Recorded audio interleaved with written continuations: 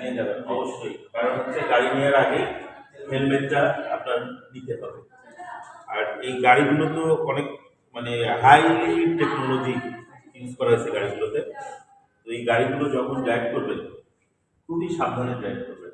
হ্যাঁ, আর এগুলো রেডি পিকআপের গাড়ি, যে কোনো মুহূর্তে এটা দ্রুত এই গাড়ি আপনার কি হয় মানে রেস ওঠে। কাজে এই গাড়িগুলো কখনোই ১০০-র উপরে বা ৮০-৯০ কখনোই চালাবেন না, ড্রাইভ করবেন না। ঠিক আছে? আর গাড়িতে কখনো ৩ জন দিবেন না। আর হচ্ছে মাথায় অবশ্যই হেলমেট দিবেন।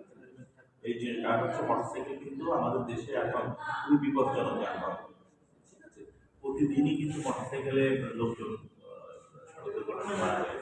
এরকম ২-৫ জন ১০ জন ডেইলি মারা যায়। কাজেই খুবই সাবধানে গাড়ি চালাবেন।